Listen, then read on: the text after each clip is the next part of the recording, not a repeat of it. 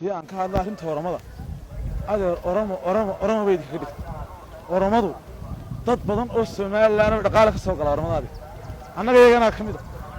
هذا ninkan wuxuu taagan yahay oramada lambarka oo soo dhiibinaa lacag ka sameynaa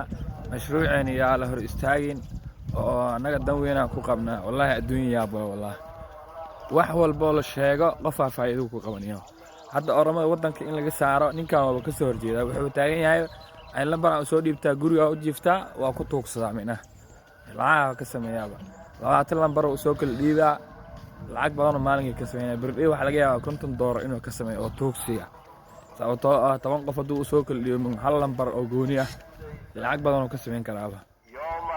arrintan waa laga fashilay wallahi tuug weyn aad tahay foostadan ana soo reexay waa laga reexay laakiin insha Allah haduu Ilaahayna gaarsiiyo